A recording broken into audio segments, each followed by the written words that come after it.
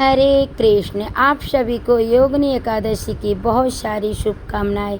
आज कई भक्तों द्वादशी नियम का पालन करते हुए योगिनी एकादशी का व्रत रखा है। योगिनी एकादशी यानी आषाढ़ मास के कृष्ण पक्ष में आने वाली एक अत्यंत पुण्य फल प्रदायिनी और भगवान श्री कृष्ण की कृपा प्रदान करने वाली श्रेष्ठ और दिव्य एकादशी जो निर्जला एकादशी के बाद आती है और दिव्यशनी एकादशी से पहले यह एकादशी स्वच्छतम भक्ति योग प्रदान करती है। इसलिए एकादशी का पालन करने से मनुष्य के सहस्त्र जन्मों के पापों का नाश हो जाता है और परम भगवान श्री कृष्ण की विशेष कृपा प्राप्त होती है।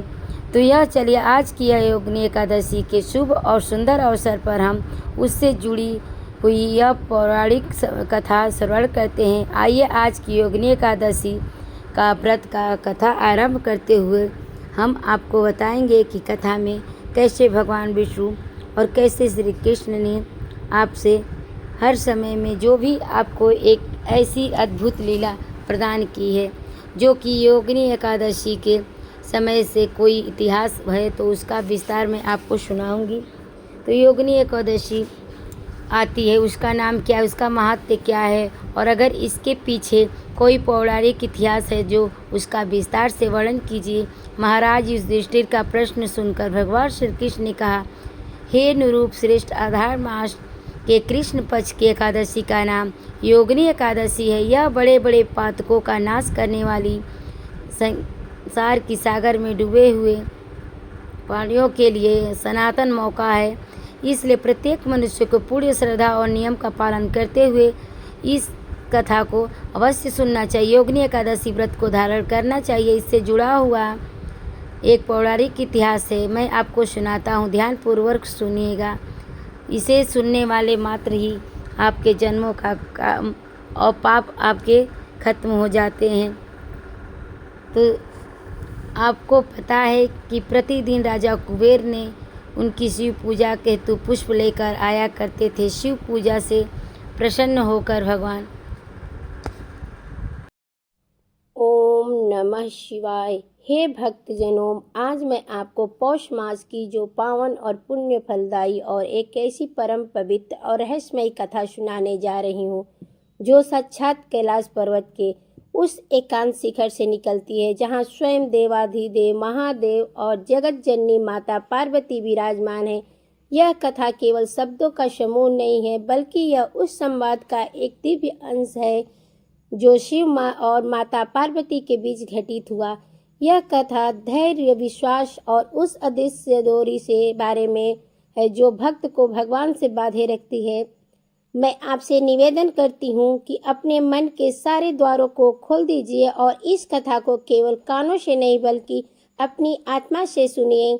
मित्रों, पौष का महीना जिसे भक्ति और तपस्या का महीना माना जाता है और आज की यह कथा पौष मास की प्रमुख कथा आपके जीवन के संघर्षों को देखने का नजरिया बदल देगी और आपके भीतर शिव तत्व को जागृत करेगी। तो आइए हम अपने मन को कैलाश की उन बर्फीली चोटियों पर ले चलते हैं और साक्षी बनते हैं उस पावन संवाद के। मित्रों, कैलाश के जो पर्वत का वातावरण अत्यंत शांत था।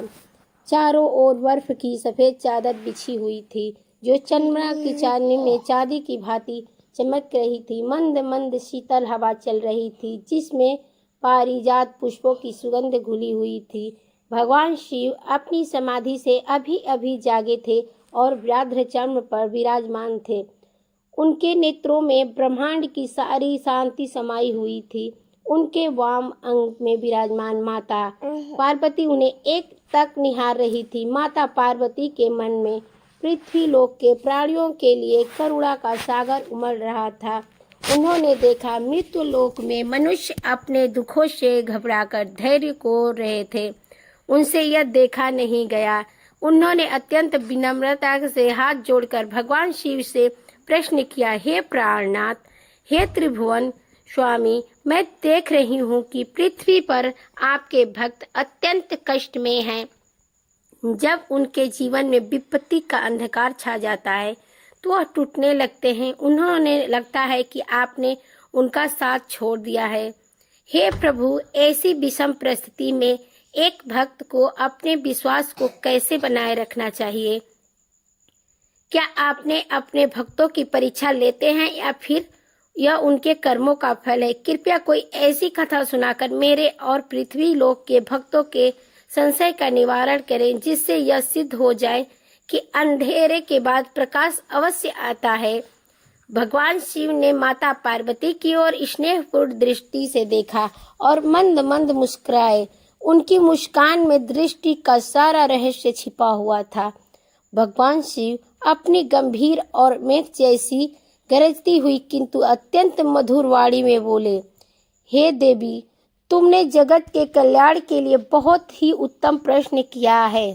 मनुष्य का स्वभाव है कि वह सुख में तो मुझे याद करता है, परंतु दुख में उसका धैर्य डगमगाने लगता है। आज मैं तुम्हें एक ऐसे भक्त की कथा सुनाती हूँ जिसे अपने जीवन के सबसे घोर अंधकार में मेरे नाम का दीपक बुझने नहीं दिया। यह कथा है काशी नगरी के पास स्थित एक छोटे से गांव चंदनपुर की। इस कथा को ध्यान से सुनना देवी, क्योंकि इसमें भक्ति का प्रकाष्ठा है। चंदनपुर गांव में एक माधव नाम का मूर्तिकार रहता था। माधव कोई साधारण मूर्तिकार नहीं था, उसके हाथों में मानो जादू था। जब वह छेनी और हथौड़ा लेकर किसी पत्थर पर चोट करता था तो ऐसा लगता था मानो वह पत्थर से बात कर रहा हो। वह पत्थर के भीतर छिपे देवता को देख रहा था।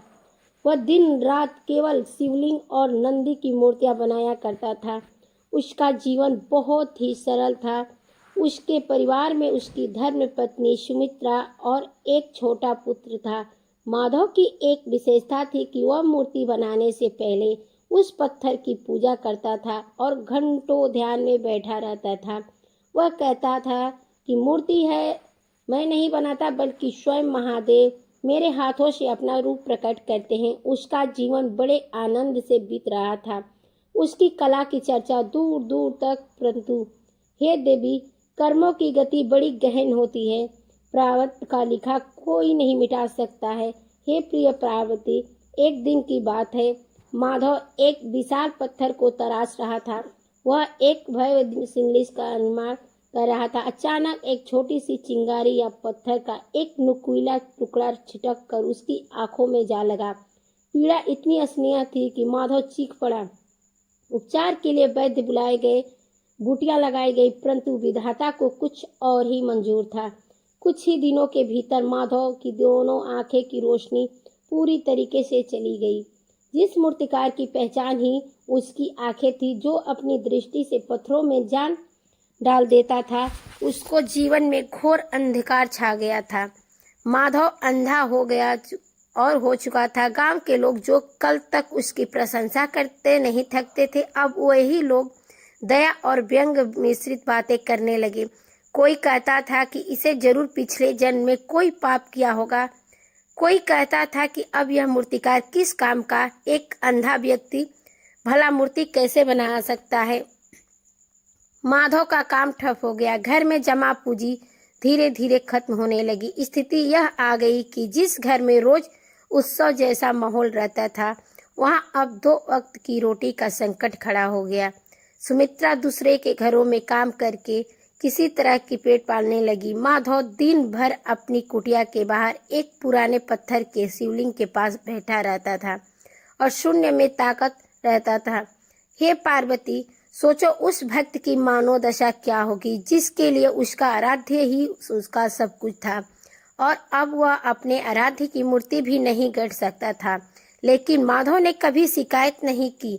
वह आकाश की ओर अपना अंधकारमय चेहरा उठाकर कहता, हे महादेव, आपने मुझे आंखें दी थी तो मैंने आपके रूप को गढ़ा। अब आपके मुझसे आंखें ही ले ली तो निश्चय ही आप चाहते होंगे कि मैं आपको बाहर बल्कि अपने भीतर देखूं। शायद बाहरी दुनिया मेरे लिए नहीं थी, इसलिए आपने यह पर्दा डाल दिया। सुमित्रा कभी कभी रो पड़ती थी और कहती थी कि स्वामी, आप भगवान से शिकायत क्यों नहीं करते? हमने तो कभी किसी का बुरा नहीं किया था, फिर भी यह सजा क्यों दे रहे हैं? माधव उसे समझाता और कहता था, सुमित्रा, यह सजा नहीं है, यह मेरे महादेव की कोई लीला है। सोना आग में तपकर ही कुंदन बनता है। शायद वे मुझे तपा रहे हैं तुम धैर्य रखो। समय बीतता गया, दुख के बादल और गहरे होते गए। गांव में यह घोषणा हुई कि महाशिवरात्रि के पावन पर्व पर राजा स्वयं गांव के मंदिर में आएंगे और उस दिन मंदिर में एक नए और अत्यंत दिव्य शिवलिंग की स्थापना की जाएगी। राजा ने घोषणा करवाई कि राज्य का जो भी मूर्तिकार सबसे अद्भुत शिवलिंग बनाएगा उसे मुंह मांगा इनाम दिया जाएगा और यह शिवलिंग मुख्य मंदिर के गर्भगृह में स्थापित होगा। यह खबर सुनकर गांव के और आसपास के सभी बड़े बड़े मूर्तिकार अपनी अपनी तैयारियों में लग गए। सबने कीमती संगमरमर और ग्रेनाइट पत्थर मंगवाए। माधव ने जब यह सुना तो उसका मन व्याकुल हो उठा। उसके भीतर का कलाकार छटपटाने लगा। वह सुमित्रा से बोला, सुमित्रा, मुझे भी इस प्रतियोगिता में भाग लेना है। मुझे भी मेरे महादेव के लिए शिवलिंग बनाना है। सुमित्रा ने दुखी होकर कहा, स्वामी, आप यह क्या कह रहे हैं? आपकी आंखों में ज्योति नहीं है। आप छेनी और हथौड़ा कैसे चलाएंगे? कहीं आपको चोट लग गई? और हमारे पास तो पत्थर खरीदने के लिए भी धन नहीं है। माधव ने दृढ़ता से कहा, सुमित्रा, आंख नहीं है तो क्या हुआ? मेरे हाथ तो है, मेरी भावनाएं तो हैं। और रही बात पत्थर की, तो नदी किनारे तो मिट्टी है, मैं उसी से पार्थिव शिवलिंग बनाऊंगा। महादेव तो भाव के भूखे हैं, उन्हें कीमती पत्थर नहीं चाहिए। सुमित्रा माधव की जिद के आगे झुक गई। वह उसे हाथ पकड़कर नदी के किनारे ले गई। वहां से माधव ने अपने हाथों से गीली मिट्टी उठाई और मिट्टी को स्पर्श करते ही उसका रोम रोम पुलकित हो उठा। उसने वहीं नदी किनारे एक पेड़ के नीचे अपना आसन जमा लिया। माधव ने मिट्टी को गुना शुरू किया, लेकिन बिना आंखों के आकार देना बहुत ही कठिन था। कभी शिवलिंग टेढ़ा हो जाता, कभी उसका संतुलन बिगड़ जाता और गांव के लोग वहां से गुजरते और उसे देखकर हंसते खिलखिलाते, देखो यह अंधा पागल हो गया है, यह राजा के लिए शिवलिंग बनाएगा। लोग उस पर धूल फेंकते और मजाक उड़ाते, बच्चे उसे कंकड़ मारते, पर माधव अपनी धुन में मग्न था। उसे बाहरी दुनिया की कोई सुध नहीं थी। वह बस अपने मन की आंखों से शिवलिंग का रूप देख रहा था और अपनी उंगलियों से उस पर रूप को मिट्टी में उतारने की कोशिश कर रहा था। कई बार उसकी बनाई मूर्ति टूट गई, कई बार वह निराश हो हुआ, लेकिन उसने हार नहीं मानी। वह दिन रात भूखा प्यासा बैठा वहीं रहा। शिवरात्रि में अब केवल एक दिन शेष था। माधव की मूर्ति अभी भी पूर्ण नहीं हुई थी। वह थक कर चूर हो चुका था, उसकी उंगलियां छिल गई थी। तभी वहां एक अजनबी का आगमन हुआ।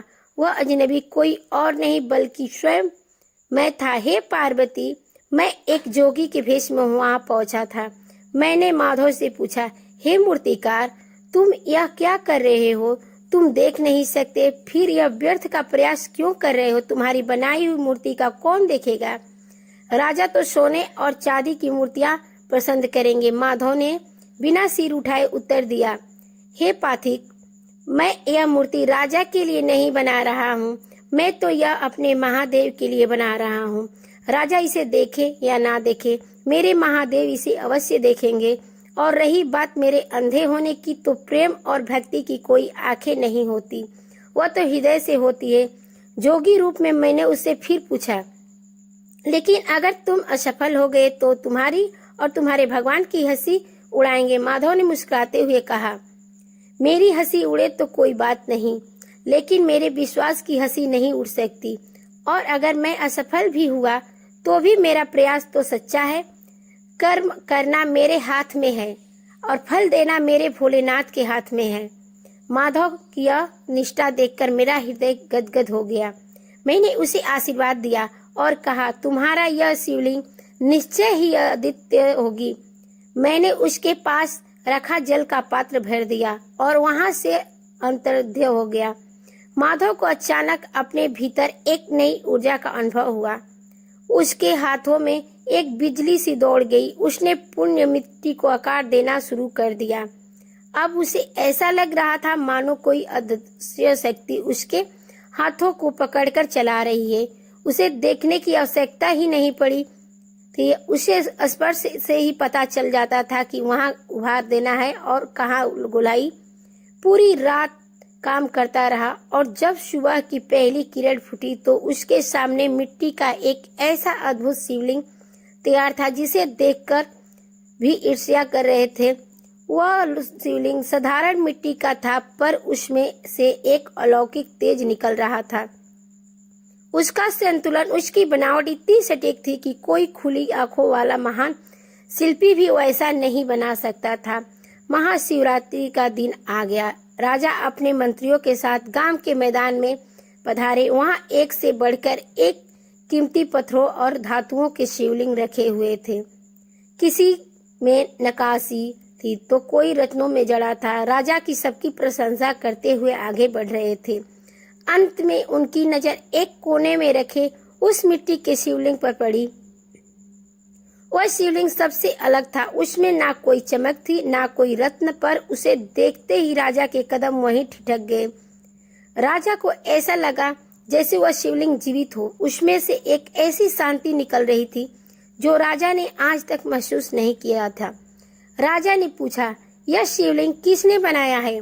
गांव के लोग डर गए। उन्होंने सोचा राजा क्रोधित होंगे कि एक अंधे ने मिट्टी का ढेला रख दिया है। सरपंच ने आगे बढ़कर कहा, क्षमा करें महाराज, यह गांव के एक पागल और अंधे मूर्तिकार माधव ने बनाया है। हम इसे हटा देते हैं। राजा ने गरज कर कहा, रुको, इसे हटाने का साहस मत करना। मैंने आज तक ऐसा जीवंत शिवलिंग नहीं देखा है। उस मूर्तिकार को मेरे सामने उपस्थित करो। माधव को सुमित्रा का सहारा लेकर वहां लाया गया। राजा ने माधव को देखा, उसके फटे पुराने कपड़े और उसकी बंद आंखें। राजा ने आश्चर्य से पूछा, मूर्तिकार, तुम तो देख नहीं सकते, फिर तुमने इतना सुंदर और सटीक शिवलिंग कैसे बनाया? इसमें तो रत्ती भर भी दोष नहीं है। माधव ने हाथ जोड़कर विनम्रता से कहा, महाराज, यह मैंने अपनी आंखों से नहीं बल्कि अपनी आत्मा से बनाया है। जब दुनिया की रोशनी बंद हो जाती है तो प्रभु भीतर का प्रकाश जला देते हैं। मैंने पत्थर को नहीं छुआ, मैंने तो अपने महादेव के चरणों को छुआ है और यह उसी का रूप है। राजा की आंखों में आंसू आ गए। उन्होंने कहा, धन्य है तुम्हारी भक्ति और धन्य है तुम्हारी कला। आज तुमने सिद्ध कर दिया कि भक्ति साधनों की मोहताज नहीं होती। राजा ने उसी समय घोषणा की कि यही पार्थिव शिवलिंग मुख्य द्वार में स्थापित होगी। राजा ने माधव को स्वर्ण मुद्राओं से तोल दिया, लेकिन हे पार्वती, चमत्कार अविशेष था। जैसे ही राजा और ब्राह्मणों ने उस शिवलिंग का अभिषेक करना शुरू किया और मंत्रोदय गूंजने लगे, पूरा वातावरण शिवमयी हो गया। माधव एक कोने में खड़ा खुशी से रो रहा था। उसे धन की चाह नहीं थी, उसे तो बस इस बात का संतोष था कि उसकी सेवा स्वीकार हो गई। तभी उस शिवलिंग से एक तीव्र प्रकाश पुंज निकला और सीधा माधव की आंखों से टकराया। माधव को एक झटका लगा। उसने अपनी आंखों पर हाथ रखा। जब उसने धीरे धीरे अपने पलकें खोली तो उसे धुंधला सा दिखाई देने लगा। कुछ ही क्षणों में उसकी दृष्टि पूरी तरह से लौट आई। उसने सबसे पहले अपने सामने उसी शिवलिंग को देखा जिसे उसने अपने अंधेरे में गढ़ा था। वहां उपस्थित जन समूह जय जयकार करने लगा। माधव दौड़कर शिवलिंग से लिपट गया और फुट फुट कर रोने लगा। उसने कहा, हे प्रभु, आपने मुझे आंखें क्यों दी? मैं तो आपके साथ ही था। तो प्रभा बोले, अपने भीतर ही कर रहा था। आकाशवाणी हुई, हे माधव, यह तेरी परीक्षा थी। तूने अंधकार में भी मेरा साथ नहीं छोड़ा, इसलिए मैं तेरे जीवन को प्रकाश से भर रहा हूँ। तेरी यह भक्ति जुगों जुगों तक लोगों को प्रेरणा देगी। जब सब रास्ते बंद हो जाए तो भी विश्वास का रास्ता कभी बंद नहीं होता। भगवान शिव ने माता पार्वती की ओर देखा और कथा को विराम देते हुए कहा, देखा देवी, माधव के जीवन में अंधकार आया था, लेकिन वह अंधकार उसका अंत नहीं था, बल्कि एक नई शुरुआत थी। उसने अपनी शारीरिक दृष्टि खोई थी ताकि वह दिव्य दृष्टि पा सके। जब भक्त अपने अहंकार और अपनी सामर्थ्य को मेरे चरणों में समर्पित कर देता है और पूर्ण रूप से मुझ पर आश्रित हो जाता है, तब मैं उसकी लाठी बन जाता हूँ, मैं उसका सारथी बन जाता हूँ। पृथ्वी लोक के मनुष्यों का यही समझना चाहिए कि दुख उनके शत्रु नहीं है। दुख तो वह गुरु है जो उन्हें मेरे निकट लाता है। जो सुख में मुझे भूल जाते हैं, उन्हें याद दिलाने के लिए कभी कभी मुझे थोड़ी कठोरता दिखानी पड़ती है, लेकिन वह भी मेरे प्रेम का ही एक रूप है। प्यारे दर्शकों, माता पार्वती की आंखों में आंसू छलक आए। वे गदगद होकर बोली, हे स्वामी, हे प्राणनाथ, आज मैं आपने मेरी शंका का निवारण कर दिया। आज मैं समझ गई कि धैर्य की वह तपस्या है जो असंभव को संभव बना देती है। माधव की यह कथा पृथ्वी लोक के हर उस प्राणी के लिए एक औषधि का काम करेगी जो हताश होकर बैठा है। हे भक्तजनों, यहाँ थी पौष मास की वह पावन कथा जो हमें सिखाती है कि परिस्थितियाँ चाहे कितनी भी विपरीत क्यों ना हो, हमें अपना कर्म और अपना विश्वास नहीं त्यागना चाहिए। माधव के पास न आंखें थी, न धन था और न ही समाज का साथ था। उसके पास केवल एक चीज थी, महादेव का नाम, और उसी एक सहारे ने उसे रंक से राजा बना दिया, उसे अंधकार से प्रकाश मिला दिया। हमारे जीवन में भी कई बार ऐसे क्षण आते हैं जब हमें लगता है कि अब सब कुछ समाप्त हो गया है, चारों तरफ अंधेरा दिखाई देता है। लेकिन याद रखिए, वह अंधेरा केवल एक सुरंग है और उस सुरंग के दूसरे छोर पर भी भगवान शिव है और शिव का प्रकाश लेकर खड़े हैं। बस हमें चलते रहना है, रुकना नहीं है। हमें अपनी कमियों को अपनी कमजोरी नहीं बनने देना है। अगर माधव अपनी अंधता को लेकर रोता रहता तो वह कभी वह दिव्य संगीत शिवलिंग नहीं बना पाता। उसने अपनी कमी को ही अपनी ताकत बना लिया। उसने अपनी बाहरी आंखों को बंद कर लिया ताकि उसकी भीतरी आंखें खुल सके। इसी प्रकार हमारे पास जो है, हमें उसका शोक मनाने के बजाय जो हमारे पास है उसका सर्वश्रेष्ठ उपयोग करना चाहिए। ईश्वर यह नहीं देखते कि आपने कितना बड़ा काम किया है, ईश्वर यह देखते हैं कि आपने उस काम को कितने बड़े प्रेम और समर्पण से किया है। इस कथा का एक और गढ़ रहस्य है सुमित्रा का त्याग और समर्पण। एक भक्त को भक्ति के मार्ग पर चलने के लिए एक ऐसे साथी की आवश्यकता होती है जो उसका सल बने। सुमित्रा ने माधव के अंधेरे में उसकी आंखें बनकर उसका साथ दिया। जब दुनिया उसे पागल कह रही थी, तब सुमित्रा ने उसे पागलपन का उसका साथ दिया। इसलिए जब भी हम भक्ति की बात करते हैं तो हमें उन लोगों का भी आभार मानना चाहिए जो हमारे कठिन समय में हमारे साथ खड़े रहते हैं, क्योंकि वो भी ईश्वर का ही भेजा हुआ एक रूप होते हैं। तो आइए आज हम सब मिलकर अपने मन मंदिर में विश्वास का एक ऐसा ही शिवलिंग स्थापित करें। हम प्रतिज्ञा करें कि जीवन में चाहे कितने भी तूफान आए, हमारी भक्ति का दिया नहीं बुझेगा। हम माधव की तरह अपने कर्म में लीन रहेंगे और परिणाम उस नीलकंठ पर छोड़ देंगे, क्योंकि जो शिव का हो जाता है शिव उसके हो जाते हैं, और जिसके साथ शिव है उसका कोई अनिष्ट नहीं कर सकता। काल भी उसका क्या बिगाड़े जो भक्त हो महाकाल का। मित्रों, भगवान शिव और माता पार्वती का यह संवाद आज भी कैलाश की वादियों में गूंजता है। जो भी सच्चे मन से इसे सुनाता है और या सुनता है, उसके जीवन के सारे कष्ट धीरे धीरे दूर होने लगता है। उसके घर में सुख, शांति और समृद्धि का वास होता है। इस कथा को अपने हृदय में बसा लीजिए। जब भी मन उदास हो, जब भी लगे कि आप हार रहे हैं, तो चंदनपुर के उस अंधे मूर्तिकार माधव को याद कर लीजिएगा। आपको अपने भीतर एक नई शक्ति का अनुभव होगा। महादेव आपकी और आपके परिवार की सदैव रक्षा करते हैं। आपके जीवन से निराश का अंधकार मिटे और ज्ञान तथा सुख का प्रकाश फैले। इन्हीं मंगल कामनाओं के साथ मैंने अपनी वाणी को विराम देता हूँ। फिर मिलेंगे एक नई और दिव्य चर्चा के साथ। तब तक आपका निरंतर जपते रहिए और मन में बसाए रहिए उस परम सत्य को। मित्रों, अब आगे भगवान शिव कहते हैं, हे देवी पार्वती और मेरे समस्त प्रिय भक्तजनों, अभी आपने मूर्तिकार माधव की कथा सुनी है, परंतु यह कथा यहाँ समाप्त नहीं होती है। यह तो केवल एक पड़ाव था। माधव को नेत्र ज्योति मिल गई। यह उसकी भक्ति का स्थूल प्रमाण था, परंतु उसकी वास्तविक उपलब्धि वह आंतरिक दृष्टि थी जो उसे अंधकार के उन दिनों में प्राप्त हुई थी। माधव की कहानी सुनने के बाद माता पार्वती का मन अभी भी विचारों के सागर में गोते लगा रहा था। उनके कमल समान नेत्रों में एक नई जिज्ञासा जन्म ले रही थी। उन्होंने देखा कि भगवान शिव पूर्ण ध्यान की मुद्रा में जाने वाले ही थे कि उन्होंने अत्यंत स्नेह और विनय के साथ उन्होंने रोका। माता पार्वती ने मधुर स्वर में पूछा, हे देवों के देव महादेव, माधव की कथा ने मेरे हृदय को शीतलता प्रदान की है, परंतु मेरे मन में एक और द्वंद्व अभी भी शेष है। माधव को तो अपनी भक्ति का फल इसी जन्म में मिल गया, उसकी आंखें ठीक हो गई, परंतु पृथ्वी लोक पर ऐसे असंख्य प्राणी हैं जो जीवन भर कष्ट सहते हैं।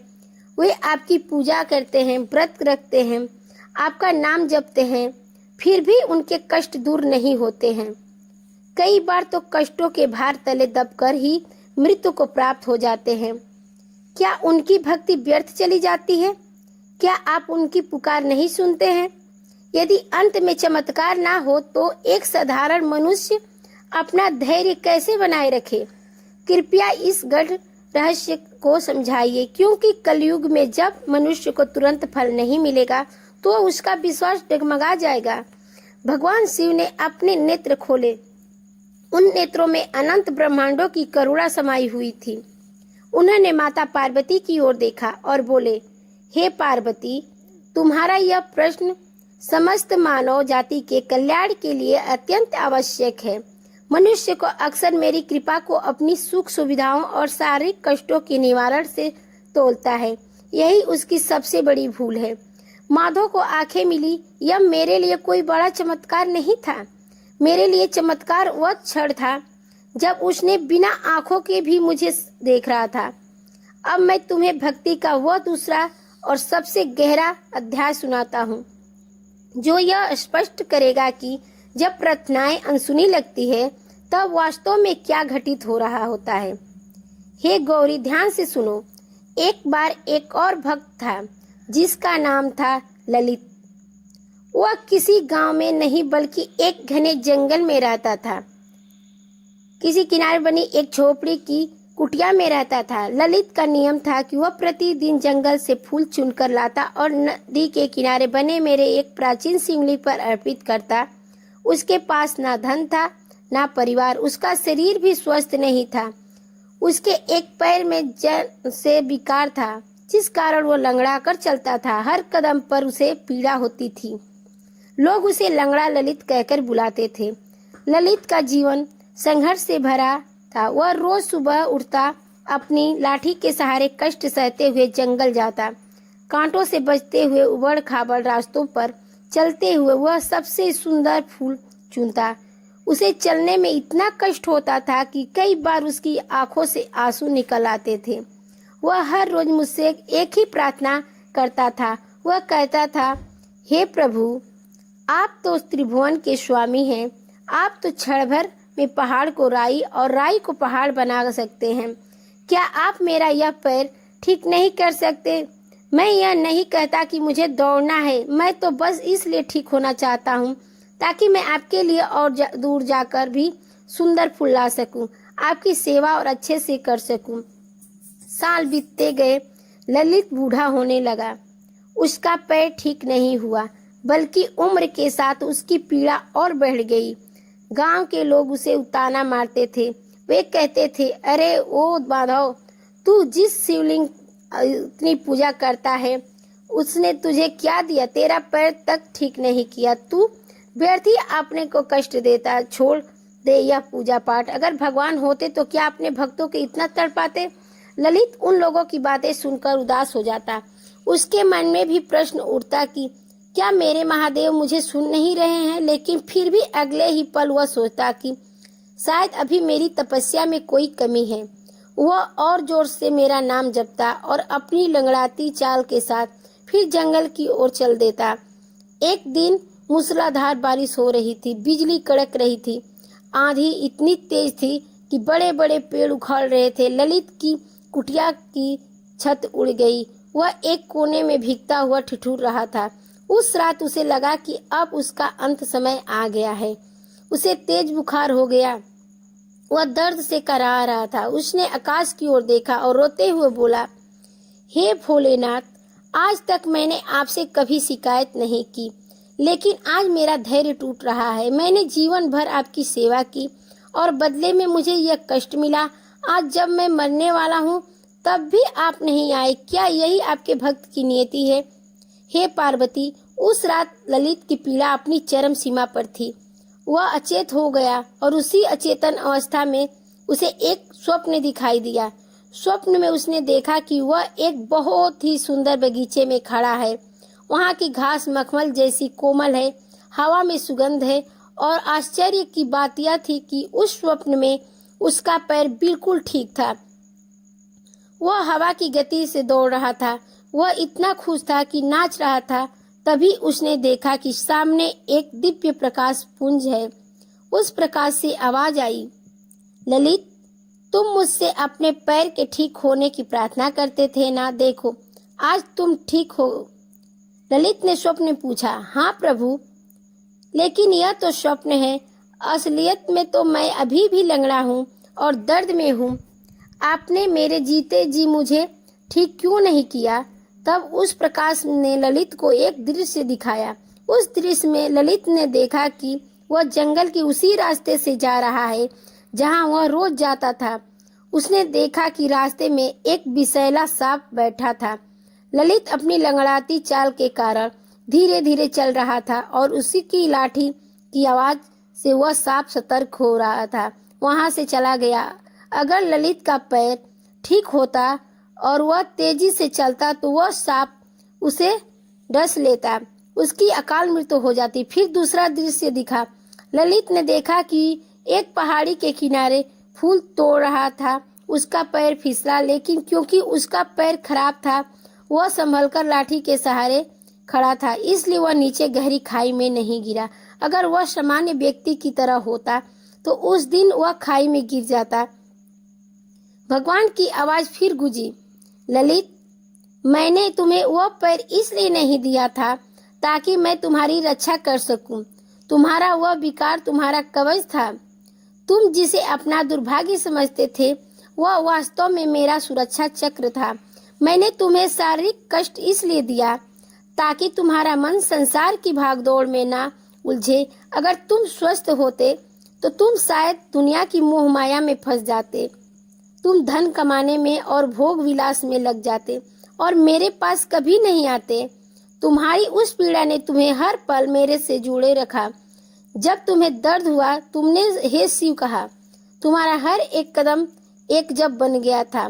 तुम्हें पैर नहीं दिए क्योंकि मैं तुम्हें अपना परम धाम देना चाहता था। स्वप्न टूटा, सुबह हो चुकी थी, बारिश रुक गई थी। ललित की आंखें खुली, उसका बुखार उतर चुका था।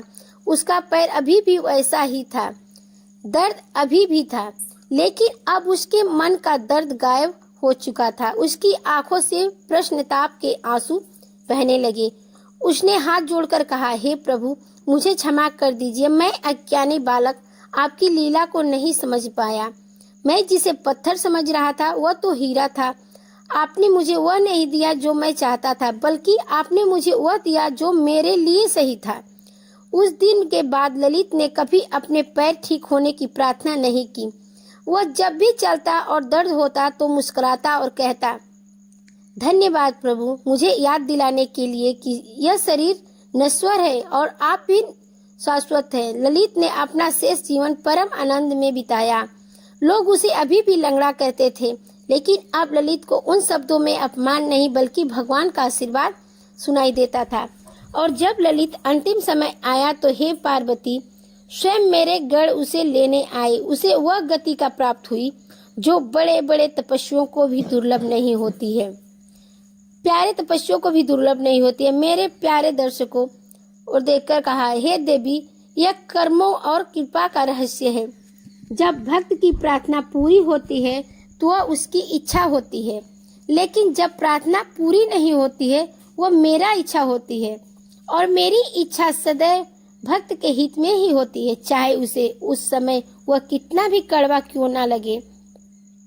जैसे एक माँ कड़वी दवा पिलाते समय बच्चे की ओर रोने की परवाह नहीं करती है, क्योंकि वो जानती है कि यह दवा ही उसके प्राण बचाएगी, उसी प्रकार मैं भी अपने भक्तों को कभी कभी अभाव और कष्ट की भट्टी में तपाता हूँ, ताकि उनके भीतर का अहंकार जल जाए और वे शुद्ध सोने की तरह चमक उठे। माता पार्वती यह सुनकर भाव विभोर हो गई। उन्होंने कहा, प्रभु, आज आपने मेरी दृष्टि पूरी तरह खोल दी। इसका अर्थ है कि धैर्य केवल प्रतीक्षा करना नहीं, धैर्य का अर्थ है यह अटूट विश्वास रखना कि जो हो रहा है वह मेरे महादेव के विधान के अनुसार हो रहा है और उसमें मेरा ही मंगल छिपा है। भगवान शिव मुस्कुराए और बोले, सत्य बचन देवी, और जो मनुष्य इस सत्य को समझ लेता है वह सुख और दुख दोनों में संभव रहता है। उसके लिए महल और कुटिया, सोना और मिट्टी सब एक समान हो जाते हैं। ललित को आंखें मिली क्योंकि उसे समाज को यह दिखाना था कि भक्ति असंभव को संभव कर सकती है। ललित की आंखें ज्ञान की मिली पर पैर नहीं मिले, क्योंकि उसे यह सिद्ध करना था कि भक्ति शरीर की मोहताज नहीं होती है। दोनों ही स्थितियां मेरी कृपा का ही रूप है। हे भक्तजनों, जो इस कथा को सुन रहे हैं वे अपने जीवन में इसे उतारें। यदि आप किसी संकट में हैं, यदि आपका कोई कार्य बहुत समय से रुका हुआ है, यदि आपको लगता है कि ईश्वर आपकी नहीं सुन रहे हैं, तो निराश मत होना। याद रखना कि जब मूर्तिकार पत्थर पर छेनी चलाता है तो पत्थर को कष्ट होता है।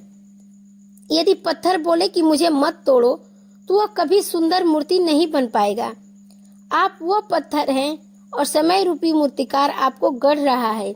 आपके जीवन में आने वाली हर कठिनाई उस छेनी की चोट है जो आपके भीतर छिपे अनावश्यक पत्थरों को हटा रही है, ताकि आपके भीतर देवता का प्रकट हो सके। विश्वास वह शक्ति है जो उजड़ी हुई दुनिया भी प्रकाश में ला सकती है। जब भी मन घबराए तो बस एक क्षण के लिए मौन होकर सोचना कि जिसने तुम्हें जन्म दिया है, क्या उसे तुम्हारी चिंता नहीं होगी? जिसने पक्षियों को दाना दिया, वृक्षों को जल दिया, क्या वह तुम्हें भूल जाएगा? कदापि नहीं। बस उसका समय और तुम्हारा समय अलग हो सकता है।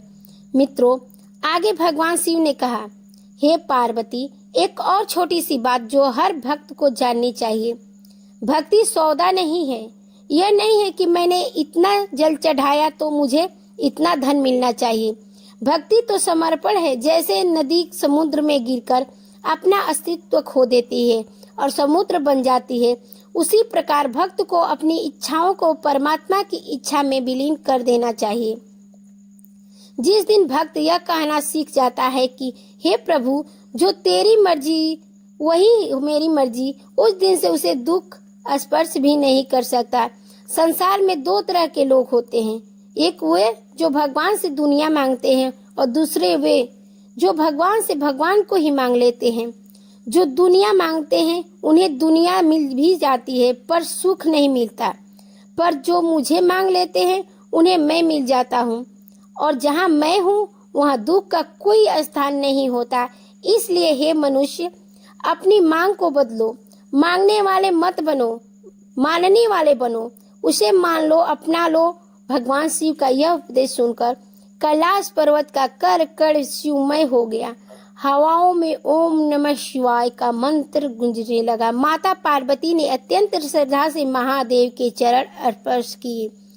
तो मेरे प्यार भक्तजनों, आज की इस दूसरी कथा का सार यही है कि जीवन की हर परिस्थिति को प्रसाद मानकर ग्रहण करो। अगर आज अंधेरा है तो कल सूर्योदय अवश्य होगा। अगर सूर्योदय नहीं भी हुआ तो महादेव तुम्हारे अंधेरे में देखने वाली दिव्य दृष्टि प्रदान करेंगे। अगर विश्वास है तो सब कुछ होगा। जब सब साथ छोड़ देते हैं तब वह डमरू वाला तुम्हारे साथ खड़ा होता है। तुम्हें दिखाई दे या ना दे, पर उसका हाथ तुम्हारे सिर पर सदैव रहता है। आइए हम सब मिलकर अपने मन के विकारों को त्यागें और उस परमात्मा में लीन हो जाएं। उनके चरणों में अपने आप को समर्पित कर दें। अपने घर के किसी कोने में एक दीपक जलाएं और मौन होकर उस शक्ति का अनुभव करें। वह शक्ति बाहर नहीं, आपके भीतर ही है।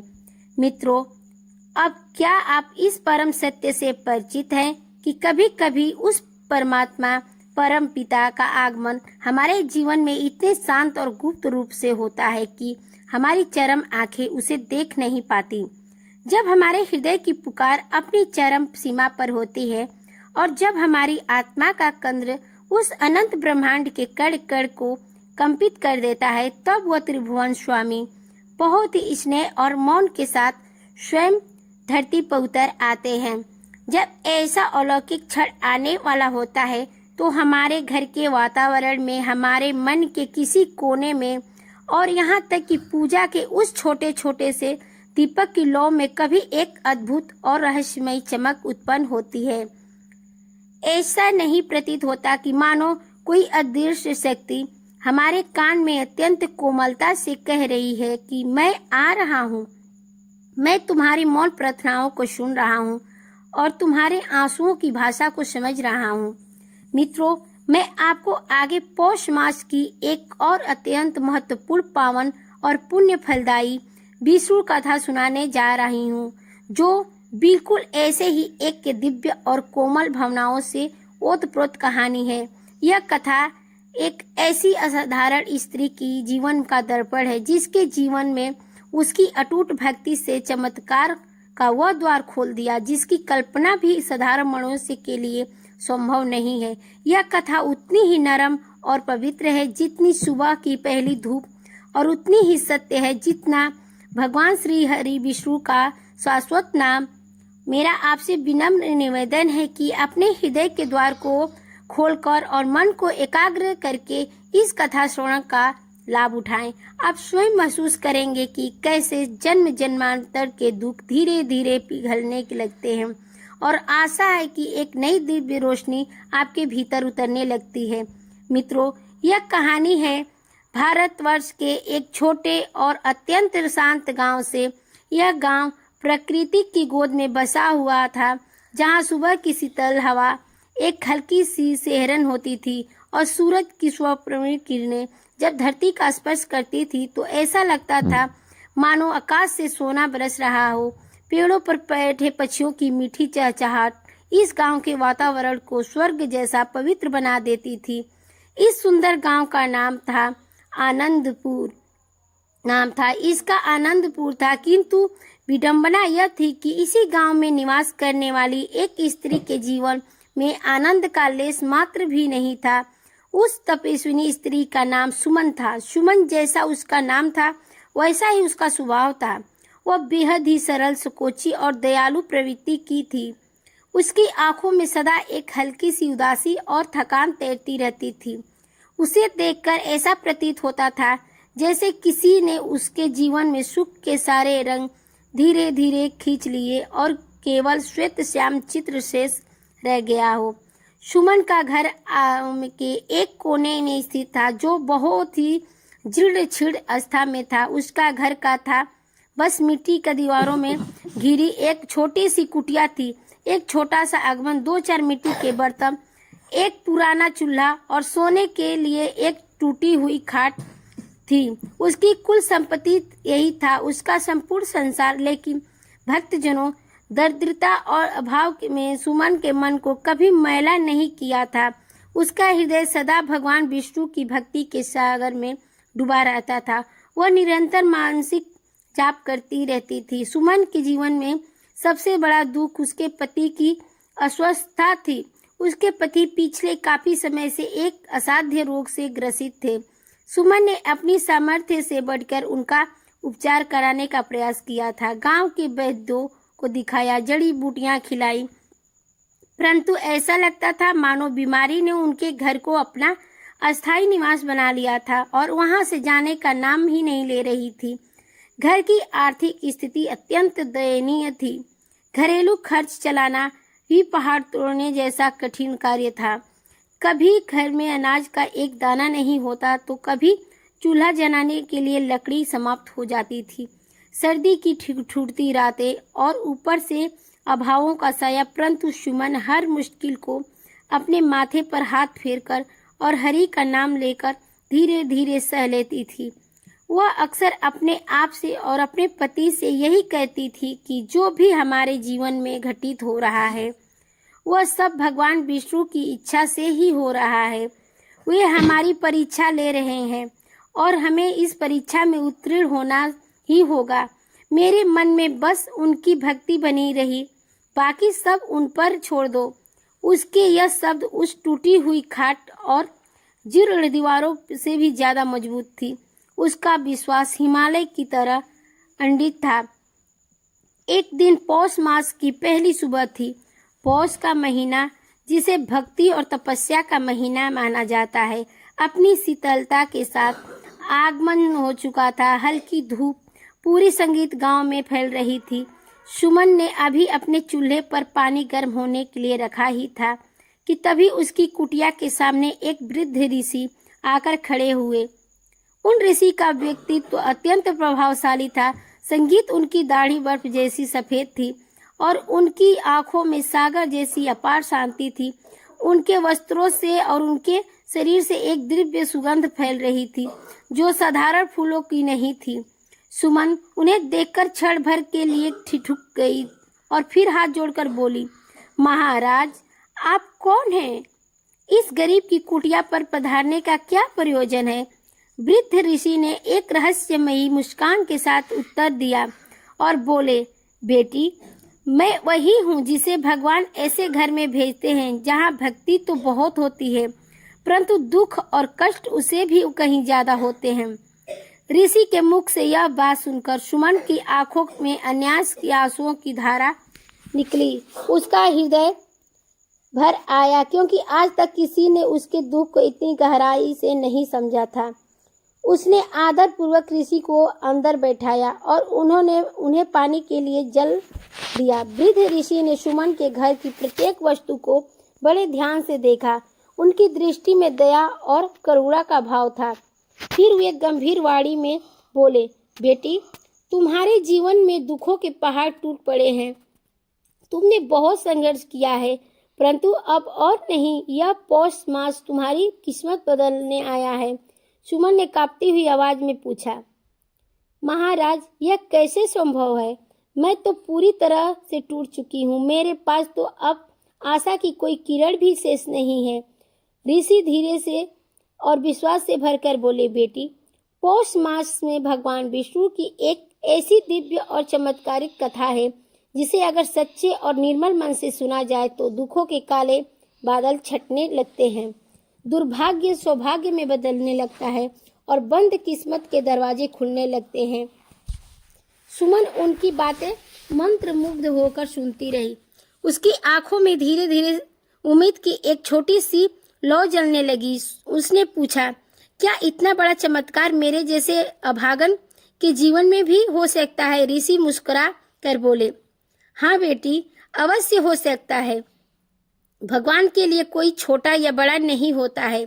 उनके लिए केवल भक्त का भाव प्रधान होता है, परंतु उसके लिए तुम्हें एक कठिन तपस्या करनी होगी।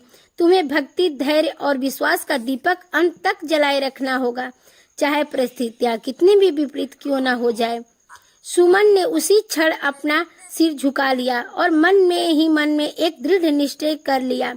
उसने सोचा कि चाहे कितनी भी कठिनाई आ जाए, चाहे प्राण ही क्यों ना संकट में पड़ जाए, मैं पौष मास की विष्णु कथा अवश्य सुनूंगी और अपने जीवन के अंधकार को मिटाकर ही दम लूंगी। साथियों, सुमन ने पौष मास की विष्णु कथा सुनने का निश्चय तो कर लिया था, लेकिन संकल्प लेना आसान होता है और उसे निभाना अत्यंत कठिन होता है। उसकी जिंदगी में मुश्किलें अभी भी उसी तरह खड़ी थी जैसे किसी पुराने विशाल पेड़ की मोटी जड़ से उखाड़ना आसान नहीं होता। उसके पति की बीमारी दिन प्रतिदिन बढ़ती ही जा रही थी। घर में दवाइयां खत्म हो चुकी थी, पैसे समाप्त हो चुके थे और ऊपर से सर्दियों की ठिठुरती हवा जैसे उसकी हिम्मत को हर दिन तोड़ने का प्रयास करती थी। फिर भी सुमन के चेहरे पर निराशा से ज्यादा एक अजीब सी शांति दिखाई देती थी। वह कहती थी, दुख का सागर कितना भी गहरा और विशाल क्यों ना हो जाए, अगर मन में भक्ति की ना हो तो किनारा मिल ही जाता है। उसका यह विश्वास उसकी सबसे बड़ी ताकत था।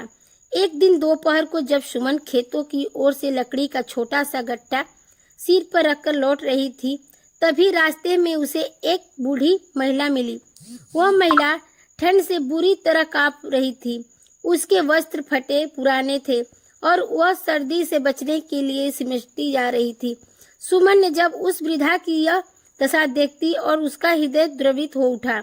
उसने एक पल में ही नहीं सोचा और अपनी शॉल उतारकर उस वृद्धा के कंधों पर डाल दी, जबकि वह शॉल सुमन की एकमात्र गर्म कपड़ा थी।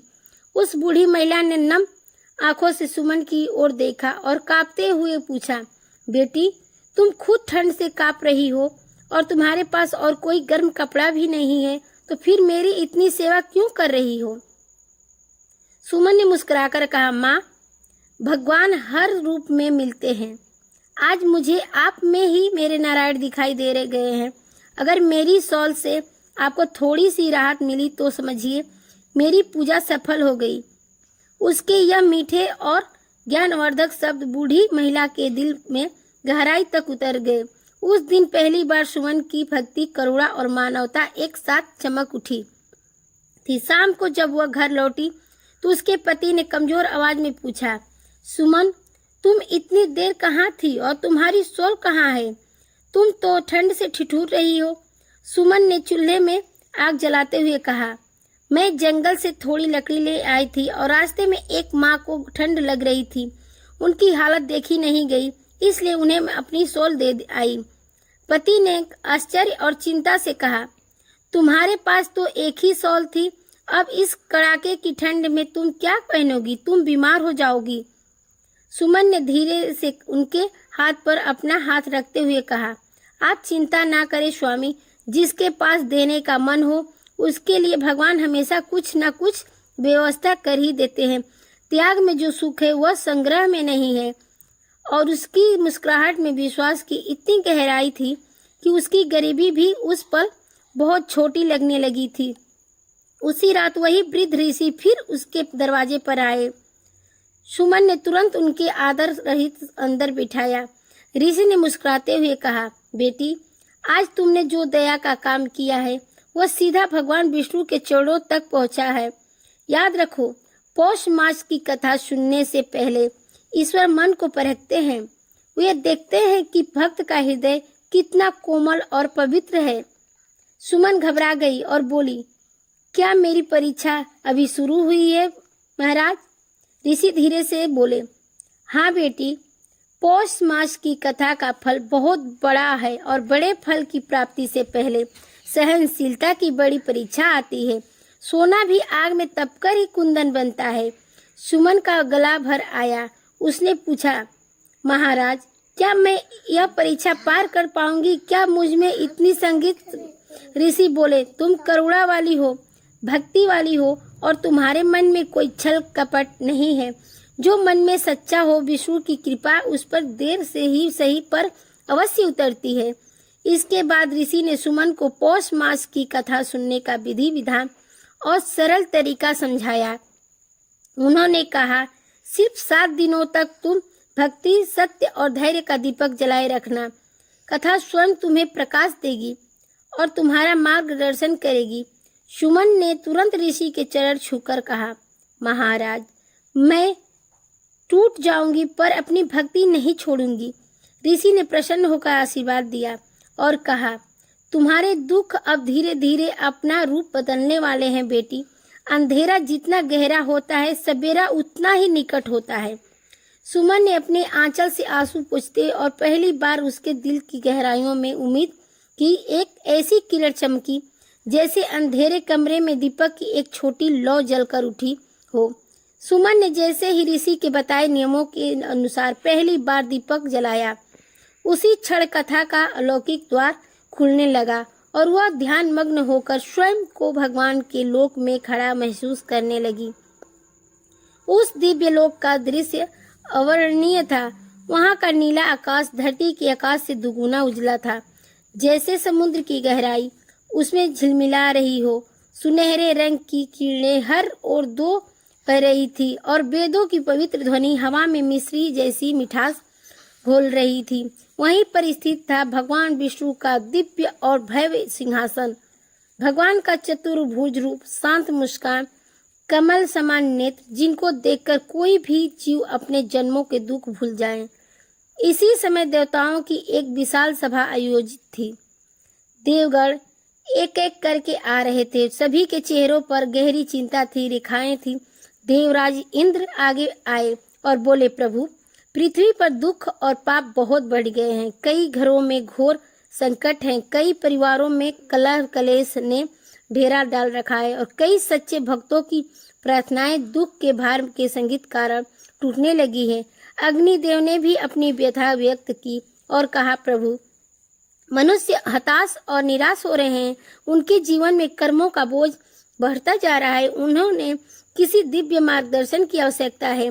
वायुदेव ने कहा, प्रभु, पृथ्वी की पीड़ा और कराह अब आकाश तक पहुंच गई है। देवताओं की इस कथा को, पृथ्वी के कष्टों को सुनकर भगवान विष्णु ने अपनी योग निद्रा से अपनी शांत आंखें खोली। उनकी आंखों में करुणा का असीम प्रकाश था, जैसे हर जीव के हृदय की पीड़ा को स्वयं अनुभव कर रहे हो। भगवान विष्णु ने अपनी गंभीर और मधुर वाणी में कहा, देवगण, आप चिंतित ना हो। जब जब मनुष्य का मन टूटने लगता है और जब धर्म की हानि होने लगती है, तब मैं स्वयं उसके पास कथा और संगीत के ज्ञान के रूप में पहुंचता हूँ। मेरी कथा ही वह संजीवनी है जो दुखों को, गहरे घावों को भर देती है। भगवान के वचन सुनकर देव सभा शांत हो गई। हर देवता उनके शब्दों को अमृत की भांति ग्रहण कर रहा था। फिर भगवान बोले, पौष मास में मेरी एक अत्यंत दिव्य कथा है। जो भी भक्त इसे सच्चे मन और निष्काम भाव से सुनेगा, उसके जीवन से दुख हटने लगेंगे, संकट धुंध की तरह घुलने लगेंगे और उसका मन पुनः आशा और विश्वास से भर जाएगा। देवगण झुककर बोले, प्रभु, कृपा करिए, यह कथा पृथ्वी तक कैसे पहुंचेगी? भगवान विष्णु मुस्कुराए, एक बहुत ही शांत और रहस्यमयी मुस्कान। उन्होंने कहा, कथा तो आदिकाल से अस्तित्व में है, बस उसे सुनने वाला सच्चा पात्र और भक्त चाहिए।